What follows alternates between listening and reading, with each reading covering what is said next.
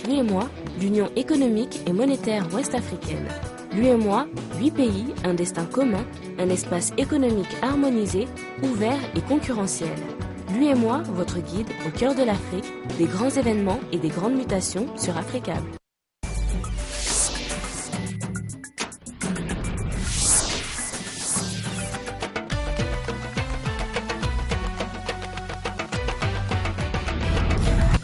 Mesdames, Messieurs, bonsoir. Bienvenue dans ce journal dont voici les titres. En Tunisie, 6 personnes, dont 5 femmes, ont été tuées dans un assaut de la police ce vendredi. Les forces de l'ordre encerclaient une maison dans la banlieue de Tunis où étaient retranchés des terroristes. La lutte contre le terrorisme, il en est également question à Niamey au Niger à l'occasion du Collège sahélien de sécurité qui a clos ses travaux ce vendredi dans la capitale nigérienne. Et les dirigeants européens qui se félicitent de l'accord sur le climat obtenu à Bruxelles. Il s'agit de réduire de 40% les émissions de gaz à effet de serre à l'horizon 2030, un objectif ambitieux selon certains experts. Voilà pour le sommaire, c'est un ultimatum qui a fini par expirer avec un assaut particulièrement violent donné ce vendredi par les forces de l'ordre tunisiens contre une maison occupée depuis jeudi par des djihadistes. Ces événements interviennent dans un contexte tout aussi particulier à 2 jours des élections législatives. Des rafales incessantes résonnent. Les forces tunisiennes donnent l'assaut contre des terroristes présumés. Dans l'attaque, 6 personnes ont été tuées, l'un des hommes armés et 5 femmes, elles aussi considérées comme terroristes.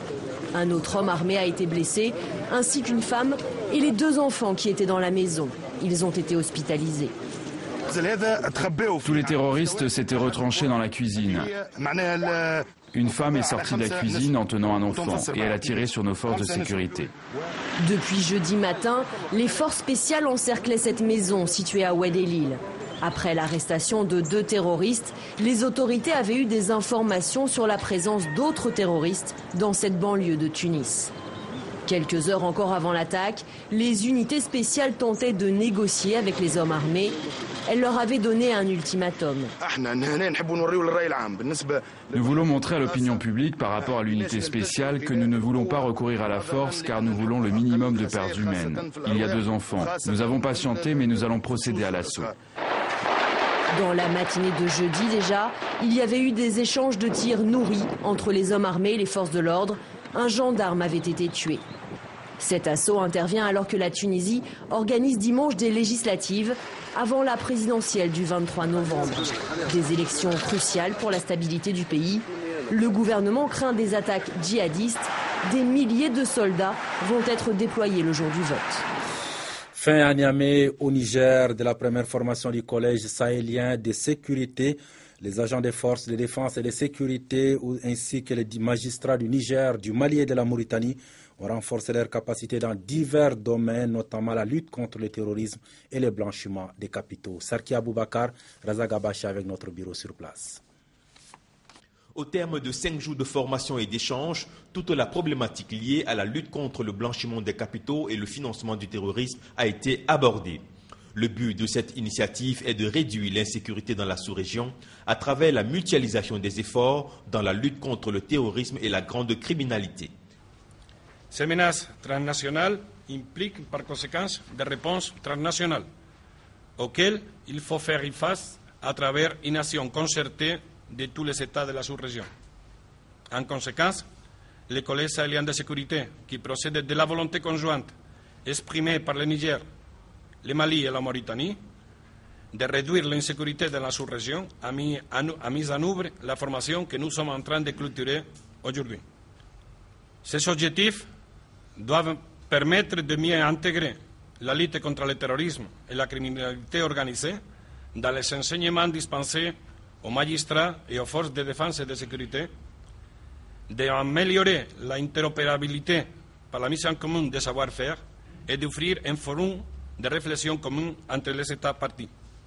Des thèmes évoqués, on peut citer les mécanismes du blanchiment des capitaux, au gel, à la saisie et à la confiscation des avoirs criminels, voire même le traitement de la déclaration d'opérations suspectes. D'une manière globale, ça nous a permis en tout cas d'aborder beaucoup de points en tout cas de faire un échange d'idées et d'expériences et de bénéficier également de l'appui d'excellents formateurs. C'est une formation qui vient vraiment à point nommé. Parce que vous le savez bien, l'administration des douanes, c'est la première administration sur les frontières. Et qui dit sécurité, dit aussi contrôle des mouvements de part et d'autre des frontières. Ce que je retiens, c'est que le blanchiment de capitaux et le financement du terrorisme sont des infractions qui transcendent les frontières. C'est-à-dire qu'un seul pays ne peut pas aujourd'hui dire qu'il peut lutter contre ce fléau. Cette première formation du Collège sahélien de sécurité a réuni les participants du Mali, de la Mauritanie et du Niger. Dans le cadre de la visite du fondateur de Transparency International au Mali, les fondations Forum de Bamako et Frédéric Hébert ont organisé hier jeudi au Centre international de conférences de Bamako une table ronde sur le thème Bonne gouvernance, transparence, développement. Reportage Abdoulaye Maïga, Daouda Doumbia, commentaire Daouda Kamate. Bonne gouvernance, transparence et développement, c'est le thème central de cette table ronde qui a réuni des acteurs et experts venus de plusieurs horizons, co-organisée par la Fondation Forum de Bamako, l'Institut de haute études en management et la Fondation Frédéric Hébert. Cette rencontre de haut niveau permettra aux participants de proposer des pistes de solutions pour mieux lutter contre le phénomène de la corruption qui gangrène la société. Il s'agit d'un thème majeur concernant l'avenir de notre continent.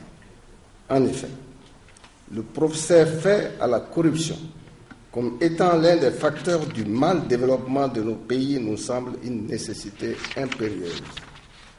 Le fait de tenir ici, au Mali, en ce moment, une table ronde sur la bonne gouvernance, le développement et la transparence, nous fondons l'espoir que les recommandations qui sortiront de cette table ronde constitueront un adjuvant conséquent pour la mise en œuvre des principes énoncés dans votre déclaration de politique générale. Ces chiffres interpellent clairement un changement de gouvernance afin de faciliter la réconciliation des citoyens avec l'État. Le Premier ministre malien a laissé entendre que la corruption est un phénomène qui hypothèque les efforts de développement, avant d'ajouter que son gouvernement prendra toutes les mesures pour engager une lutte sans merci contre le phénomène. Aucune nation ne peut se développer tant que le tissu économique, social, voire politique, reste gangréné par la corruption et l'impunité. L'impunité aussi bien des corrompus que des corrupteurs. Mon gouvernement est déterminé à lutter efficacement contre ces fléaux. Dans cette perspective, nous avons pris les dispositions pour actualiser le plan national d'action 2009-2013 de mise en œuvre des recommandations des États généraux sur la corruption et la délinquance financière pour couvrir la période 2014-2018. Cette rencontre se tient à un moment où plusieurs scandales de corruption éclaboussent la République au plus haut niveau. Le dernier rapport de Transparency International est clair. Le Mali est l'un des pays les plus corrompus au monde. De la 96e place, le pays est passé de façon fulgurante à la 127e place sur 177 pays. Toujours au Mali, le collectif de défense de la République, CDR, a tenu une conférence de presse ce jeudi au carrefour de jeunes de Bamako. L'objectif était de se féliciter de la transmission du rapport de la Cour suprême à la justice par le gouvernement malien. Le CDR qui exige des sanctions contre les auteurs de détournement de deniers publics. Écoutons le porte-parole du CDR au micro de Abdoulaye Maïga et Daouda Doumbia. Nous pensons qu'aujourd'hui la balle est dans les camps de la justice et donc aussi nous ne comptons pas laisser la seule initiative et la seule direction de l'action publique au parquet et de l'instruction aux juges d'instruction. C'est pourquoi nous nous disons qu'aujourd'hui, en vertu du principe de la séparation des pouvoirs, le gouvernement ayant déjà fait son boulot en transmettant les dossiers à la justice, il revient à la justice aujourd'hui de s'assumer en tant qu'institution indépendante et responsable et respectable. Et donc, à ce titre, nous comptons jouer notre partition dans la suite de l'instruction et au suite du jugement en se constituant partie civile dans ce dossier et pour participer, pour avoir accès au dossier de l'élément afin de veiller à ce que le juge d'instruction, sous une pression de quelque nature qu'elle soit, ou pour des raisons personnelles ou de cupidité, ne puisse pas torpiller l'instruction en instruisant à charge contre les uns et à décharge au profit des autres. Autre titre de ce journal, réduire de 40% les gaz à effet de serre d'ici 2030, un accord ambitieux mais difficile obtenu au Conseil européen de Bruxelles dans la nuit de jeudi à vendredi. En tenant donc compte de la baisse entre 1990 et 2012, il reste un effort de 27% à effectuer pour atteindre cet objectif ambitieux selon certains experts. Il aura fallu quand même 8 heures de discussion ardue entre chefs d'État et de gouvernement à Bruxelles, mais l'Europe a trouvé pour une fois un accord et c'est le climat qui devrait en bénéficier. Une politique la plus ambitieuse du monde, a immédiatement commenté Herman Van Rompuy. Ce n'était pas facile, et même pas du tout. Mais nous avons réussi à prendre une décision juste. Elle place l'Europe dans un projet pour le climat et l'énergie à la fois ambitieux et économique.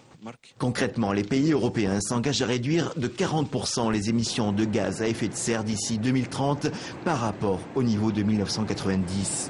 La part des énergies renouvelables devrait passer à 27% de la consommation. Ces dispositions auront aussi l'avantage de renforcer l'indépendance énergétique de l'Europe, un objectif rendu crucial par les crises en Ukraine et au Moyen-Orient. Sous l'influence de l'Espagne et du Portugal, les Européens ont aussi décidé de renforcer l'interconnexion des réseaux électriques.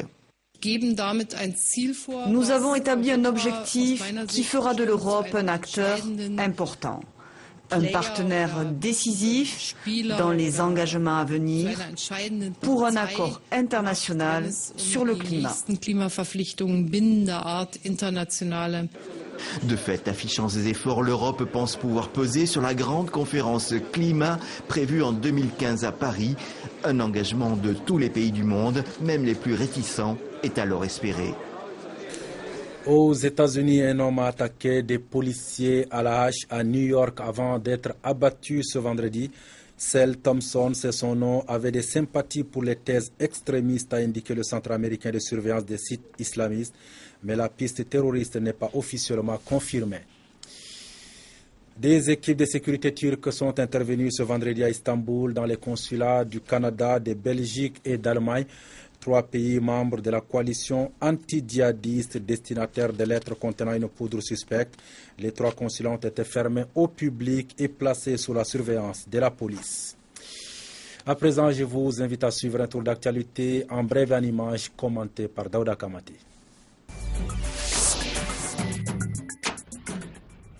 Ce dimanche 26 octobre, les Tunisiens sont appelés aux urnes pour les 2e législatives de l'après Ben Ali. Les premières en 2011 avaient été gagnées par les islamistes d'Ennahda, majoritaires à l'Assemblée depuis. Durant la campagne électorale, le parti Ennahda a été particulièrement attaqué sur son bilan sécuritaire et sa gestion de dossiers djihadistes. Hier, jeudi 23 octobre, soit 3 jours avant le scrutin, des affrontements armés ont eu lieu avec la police dans la banlieue de Tunis. Les autorités tunisiennes craignent de nouvelles attaques des djihadistes. Les parlementaires rwandais ont demandé à ce que la licence FM que la BBC utilise pour diffuser ses programmes dans le pays lui soit retirée. Cet appel fait suite à la diffusion par le service public audiovisuel britannique d'un documentaire controversé sur le génocide de 1994.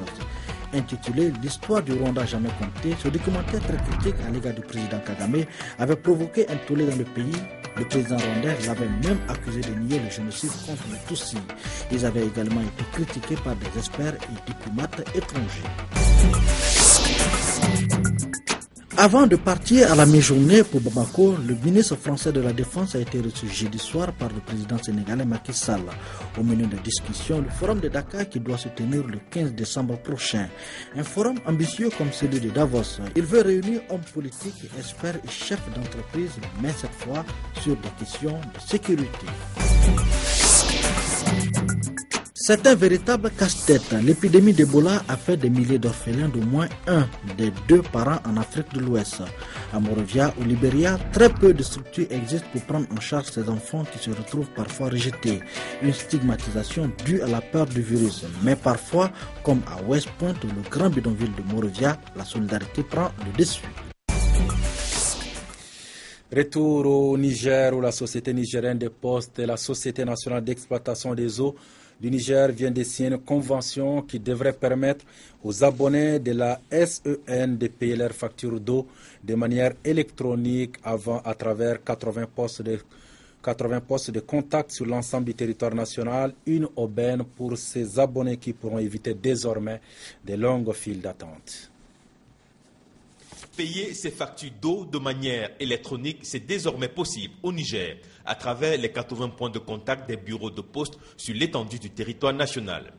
L'acte qui officialise ce nouveau concept moderne, c'est cette signature de convention entre la Société nigérienne des postes et la Société nationale d'exploitation des eaux du Niger. La signature de la convention que nous venons d'effectuer avec la Société d'exploitation des eaux du Niger, donc la SIN, s'inscrit dans le cadre de la nouvelle vision, pour ne pas de la nouvelle dynamique de la direction générale de Niger Post, qui consiste à intégrer ce qui hier apparaissait comme une menace pour les postes, à savoir les nouvelles technologies de l'information et de la communication, pour en faire plutôt un outil au service de l'amélioration de la qualité de service et la diversification des prestations. L'acte que nous avons signé aujourd'hui avec la SEN va donner la possibilité désormais à l'ensemble des clients abonnés de la SEN de pouvoir effectuer le paiement de leur facture de consommation d'eau, et grâce à une solution ultra moderne,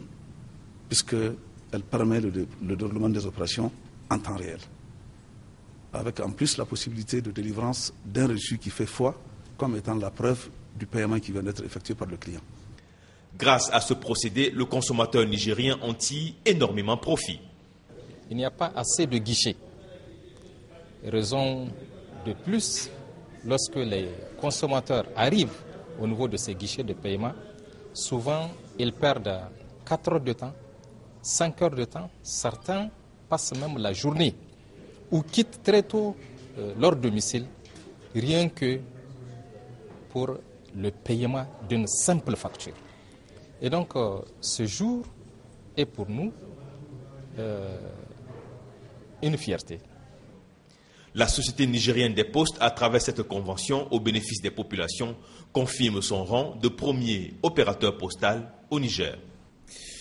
L'élevage des cailles, appelé aussi cotiniculture, prend désormais forme au Mali grâce à un promoteur, Amadou Sidibé, avec déjà 2000 cailles dans sa ferme. Il envisage de faire de ce secteur un tremplin pour l'élevage au Mali. Daouda Kamate et Cheikh Tidiane Koulibaly pour le reportage. Décidément, la famille CDB n'aura jamais cessé de se prendre à travers la mise en œuvre de leur initiative.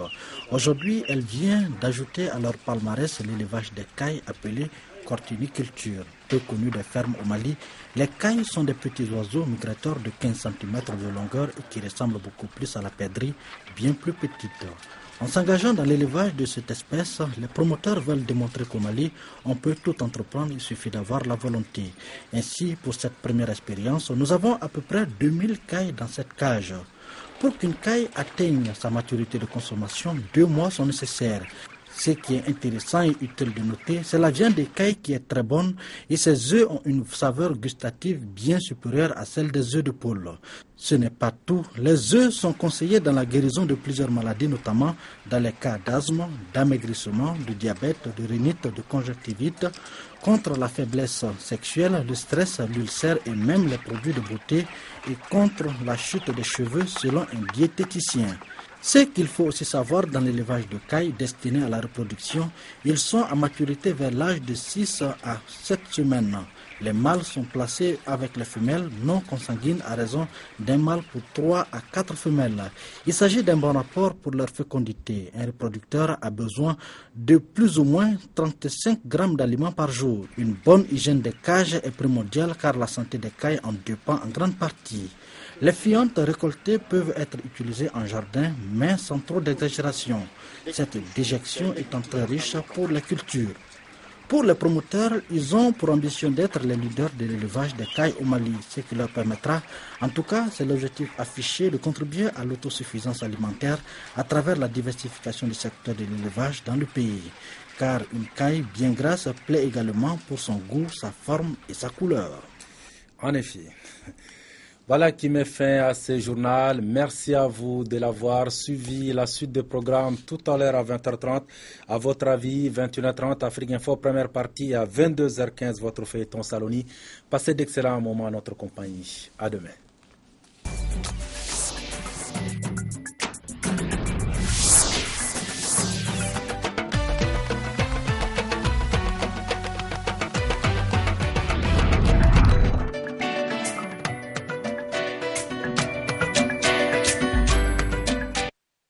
L'UEMOA, l'Union économique et monétaire ouest-africaine. L'UEMOA, 8 pays, un destin commun, un espace économique harmonisé, ouvert et concurrentiel. L'UEMOA, votre guide au cœur de l'Afrique, des grands événements et des grandes mutations sur Africable.